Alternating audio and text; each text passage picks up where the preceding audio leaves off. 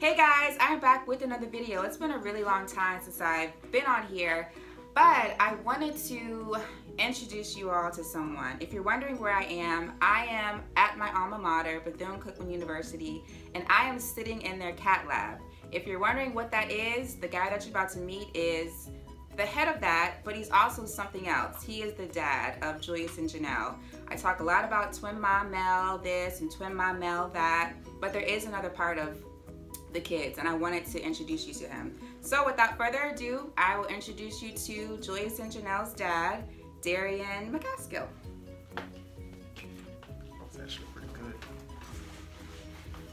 This is Darian, and with it being the month of June, obviously Father's Day is in this month. We had a really good time at the beach yesterday, and Darian and I are together right now because during the summers we do a drop-off, and the kids are gonna sit on here with Darian for the summer, but I wanted to come on here and do a co-parenting video so you guys have a better idea of how we do it, what the challenges are, the issues that we have, you know, all that stuff. So, Darian, these questions are gonna be for both of us, so either of us can answer it, all right?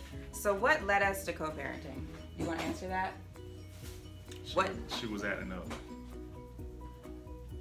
We're not together anymore because things happen.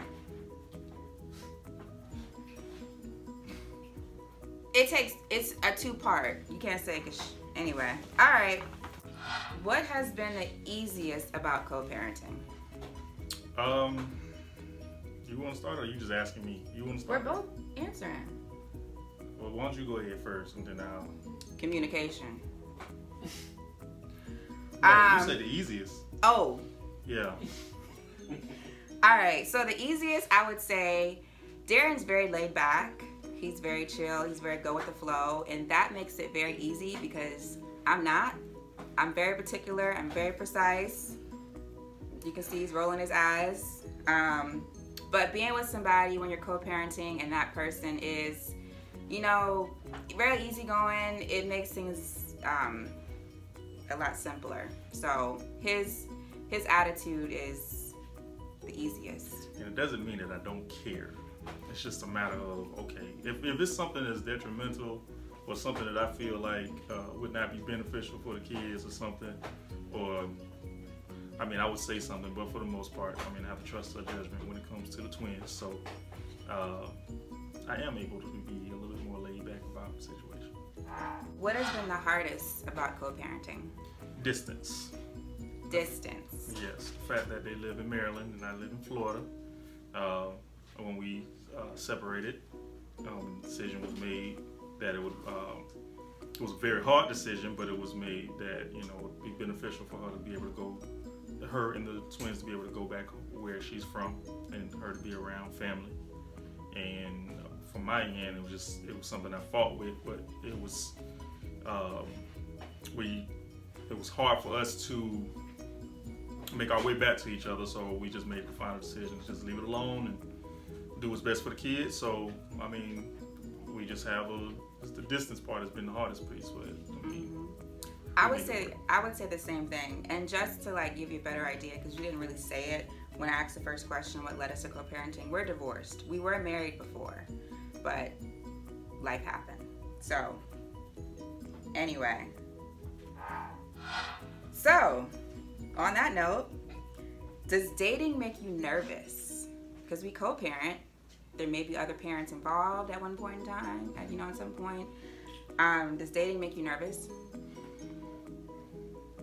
Well, it makes me, I mean, okay, so let's just be real. So when everything was going down between us in the beginning, that was the first thing that I thought of, was like, oh no, she's not gonna have no other man around my kids. But as I stated, just like the situation where we had to make decisions on where they would stay, it's the same thing in this case. I mean, if we haven't decided, if we just made a decision like, okay, you know what, it's not going to work, then that's what happens. You know, we will move on and then we will find somebody else. But the thing is that we have to take into consideration is that person, that we have to trust each other to bring the right kind of person around our kids. So I have to trust her, and she has to trust me. And we've talked about, you know, the whole I gotta meet them and all this other stuff. But you know, like I said, it's also really about trusting her to make the right decision for my kids, right? For our kids. Yeah. If he was to date, wait, are you dating? I mean, I do my thing, but I don't have a. I'm single. Okay. I'm single, but I mean, you know. Well, they do live in a state, so. And plus, I'm not at the point to where I'm, you know, introducing my kids to anybody yet. They'll be here for the whole summer. So, are you dating? Is there anybody gonna be around? I think that answers the question. The way I am right now, it does make me a little nervous. Not jealous nervous, but nervous because of the condition of the kids. Janelle is very hands-on. They have to learn a lot. And it'd be great if you met somebody who was a nurse, like a pediatric nurse. I'd be okay. Or somebody who worked at a child care facility. But, anyway, I think we'll move on to the next question. That's funny. Yes, dating, it's nerve-wracking, but it may happen, but we're mature enough to know that, you know, if somebody else comes into the picture, we have to trust each other's judgment. Okay. Oof. All right, so what do you look forward to the most when you get the kids? Wait, let me tell them, like, explain. Okay. Darian gets the kids during the summer, the whole summer, 10 weeks. I have the kids during the school year, and then we split holidays. So what do you look forward to the most when you get the kids, Darian? I look forward to seeing how big they got, and the new things that they've learned. For example, Julius, he had been talking a lot more, but I mean, now this man is just he's just very expressive. You know, when he'll tell you what he's feeling, or you know, and he can carry on a conversation a lot better than he could before he left. So I mean, just seeing the development, and then of course Nella. First thing I want to see is her smile. I'm always like looking forward to that first reaction when she sees me and how happy she is to see me. Just the fact that, I mean, we do FaceTime a lot, but it's just one of those things where when you see them in person, it's kind of like, okay, do they actually know who I am?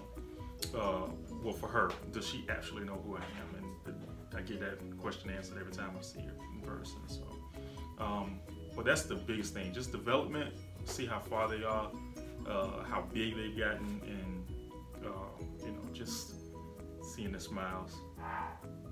Julius gave me a hug today, and he was like, "Man, I missed you." Aww. It just melted me. I was like, "You for real?" We just did our drop off, so the kids got here yesterday. So it's still fresh for them. So that's nice that Julius did that. What's something you do not look forward to when you get the kids over the summer? Oh, let's see. I do not look forward to my living room being a total mess. That happened between last night and this morning. I had Jenga squares everywhere, and Nella, she just rolls around all over the place, and she pulls things out. Julius picks out toys, never puts them back, and clothes are everywhere, dirty diapers. So that piece, I'm not always looking forward to that. Oh, and the lack of sleep sometimes, depending on what's happening. But other than that, hey, I mean, I'm happy that they're here. I'm very happy that they're here. Yeah, get used to no sleeping. What do I look forward to when I don't have them? That's not a question, but I'm gonna tell you. I just look forward to just some sleep and quiet time because it's needed. So, all right, next question. Was it hard for you to adjust when you started to co-parent? Absolutely. Because once we split, co-parenting had to begin. So it was really hard from a personal standpoint. Of course, it's like you're trying to differentiate what's for the kids and the feelings that you had from the breakup. Mm-hmm. So that is really really hard, really challenging. It was challenging. I got a lot of dirty looks. We both gave dirty looks. We grew. We had to grow. Listen, she still got problems. You should see my emoji when my phone, like, what's on her phone when I call, you know, a little rolling eye emoji. Yeah, that's me. And his nickname I have an iPhone. His nickname, you know how you can do a nickname? His nickname is half of, and then I have the little boy emoji and little girl emoji. Rolling eye emoji is the big one. So, I mean, but yeah, no, I mean, it was just really, really hard. But I mean, I think we are really in a good space right now where we can actually communicate. Yeah, every once in a while I still get in my little modes, my little mood, but that's a personality flaw of mine. But it's not every week. It's not every week, but I do get into a little funk. But that's a personality flaw of mine. But he's a Cancer. I'm an Aquarius. So, do we need to stop? No, I have my opinions on that combo. I don't really do the whole horoscope or zodiac sign stuff. You should. It matters. Well, you didn't think about that when you met me. Just think about something else when I met you. Anyway. Okay. Be real. Do you? Wait a minute. Terrible. What advice do you have for others that are co-parenting special needs children? I'll start first because he's been talking too much. The advice that I have would definitely be communication. Communication is key. Communication, patience, understanding. Those are so important. And even if obviously, you know, stuff doesn't work out, that's why you're co-parenting, you have to be mature. And when you have children with special needs, you have to understand their condition. You don't have to be an expert, but you have to know what is going to be handed off to you because you're going to be doing it by yourself. And leaving the emotions that you had, like, put that to the side. That's so important. I would say ditto. I mean, the emotional piece, it is hard to get past all of that, but at the same time, it's about the kids. Like, the kids need what they need. You came into this thing, you know, you did what you did to get them. So now it's time to be an adult, be mature about the situation, and actually take care of what you need to do for your kids, so they can live happy lives and know that they're loved. Do you think that you all will not co-parent again and will be full-time parents? Who wrote that? Let me see this. Answer the question. That's not something I can't. No, I mean, that's not on that list. We'll be co-parenting forever. That's not on the list. She's trying. Yes, it is. Look how long this list is. They can't see it because you got this right. No, as it stands for the foreseeable. You're gonna answer that. Thanks for watching this piece. Like I mentioned, it is the month of June, and I wanted to really show and highlight the twin dad piece of Julius and Janelle's life. So Darian's going to talk to you guys about his experiences that he faced, you know, learning about their conditions. He's going to talk to you about, you know, just on a personal standpoint, give you a male point of view and father point of view on what he's gone through. So definitely stay tuned for that. If you are new to my channel, definitely hit the like button down below and subscribe to my channel. And if you have any questions, put them in the comments below as well. And if you want to see more of us, Darian and Melanie, let us know. All right? But it probably won't happen. Not like that. I'm talking about video. All right, okay. Hit the thing. Bye, guys.